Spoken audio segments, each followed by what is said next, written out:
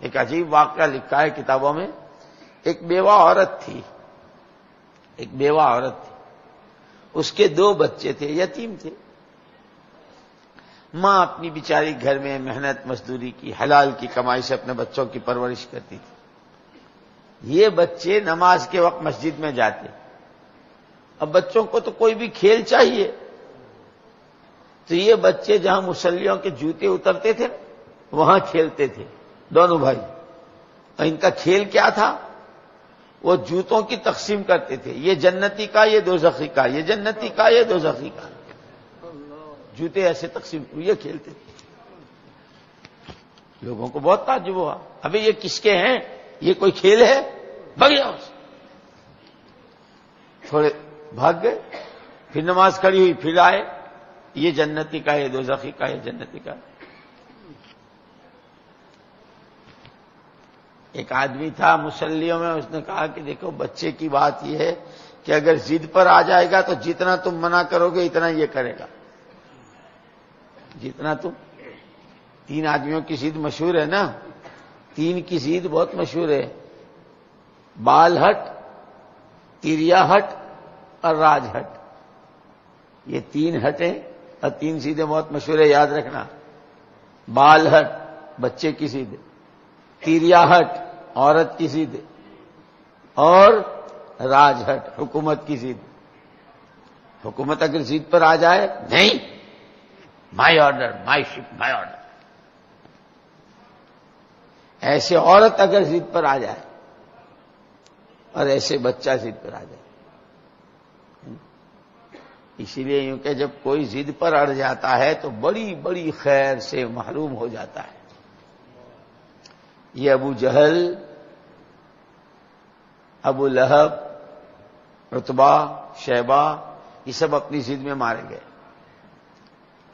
اخنس ابن شریق منافقین کا سردار تھا ایک،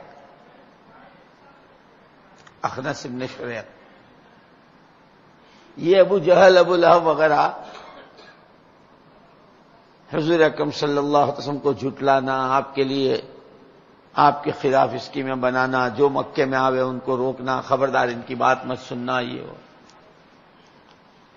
لیکن حق جو ہے نا، حق، الحق یعلو ولا یعلا، حق بلند ہی ہو کے رہتا ہے، چھپتا نہیں.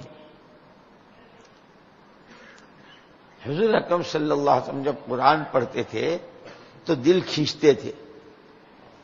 تو یہ ابو جہل، ابو سفیان اور یہ سب چپکے سے اندھیرے میں جاتے اور کسی دیوار کی آڑ میں کھڑے ہو کر رات بھر قرآن سنتے. جب اجالا ہو جاتا تو بھاگ آتے جلدی سے، کوئی دیکھ نہ لے. ایک دن راستے میں مل گیا اخنس ابن شریق. کہاں گئے تھے؟ نہیں، وہ آدمی کے پاس جب جواب نہیں ہوتا تو آیا کرتا ہے، یاد رکھنا. ابھی تشکیل میں ایسا ہوگا، یاد رکھنا. مدرسے میں آپ نے دیکھا ہوگا، بچے نے دیکھا کہ استاد کچھ لکھ رہے ہیں، دیکھ نہیں رہے، چپکے سے چلا گیا. اب جب آیا تو دیکھا، کہاں گیا تو وہ استاد سمجھ گیا کہ یہ کوئی جواب بنا رہا ہے. اور اگر کسی بچے کو پیشاب آ رہا تھا سچ مچ اور استاد مشغول تھے اور اس نے دیکھا کہ اب اگر کھڑا رہوں گا تو کپڑے خراب ہو جائیں گے، وہ جلدی چلا گیا. اب آیا، پوچھا کہاں گیا تھا؟ پیشاب کرنے گیا تھا. اس لیے کہ وہ حق ہے، اب وہ اس کو کھجانے کی ضرورت نہیں.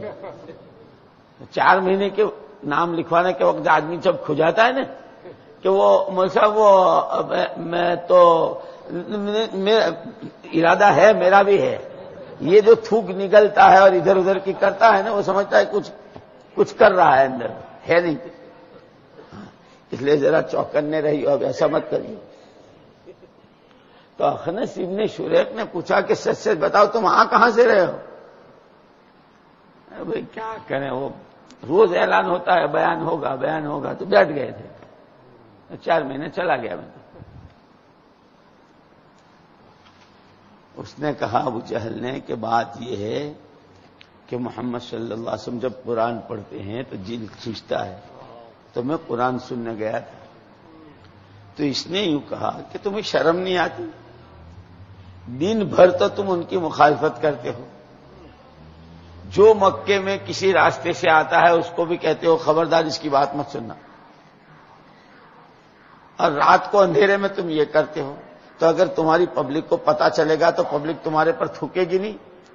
ارے ہاں یار وہ کیا کریں، بس نہیں رہا گیا، اچھا آئندہ ایسا کچھ نہیں کریں گے، بہت قسمیں کھائی۔ لیکن قرآن اپنے میں کشش رکھتا ہے، قرآن اپنے میں کشش رکھتا ہے۔ اللہ ہمیں قرآن سے مناسبت نصیب فرما دے۔ دوسرے دن پھر یہ واقعہ پیش آیا، پھر اس نے کہا کہ تم نے کل تو منع کیا تھا کہ اب نہیں جاؤں گا۔ ارے بھائی کیا کریں، 3 مرتبہ اس نے ان کو پکڑا،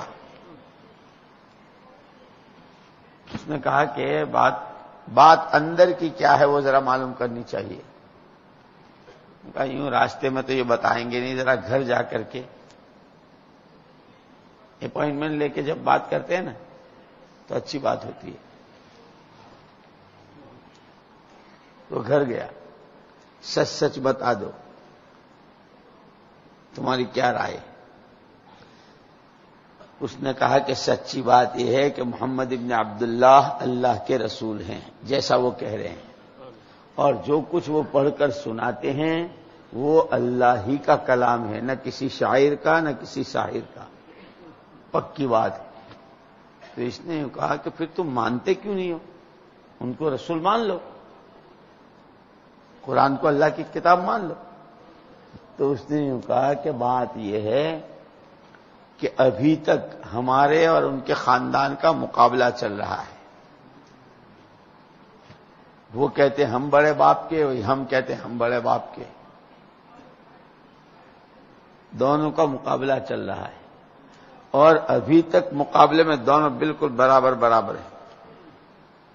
اگر حاجیوں کو پانی پلانا، حرم کی خدمت کرنا، اس کے لیے انہوں نے اپنے جوان دیے تو ہم نے بھی اپنے جوان پیش کیے کہ تمہارے پاس ہے تو ہمارے بھی لے لو۔ کسی جنگ کے موقع پر اگر انہوں نے اپنے بہادروں کو پیش کیا تو ہم نے کہا کہ ہم بھی کوئی مرے مرائے نہیں ہیں، ہمارے پاس بھی۔ تو ابھی تک جو مقابلہ چل رہا ہے وہ بالکل برابر برابر کا چل رہا ہے۔ اب اگر ہم ان کو نبی مان لیں تو ہم نبی کہاں سے لائیں گے؟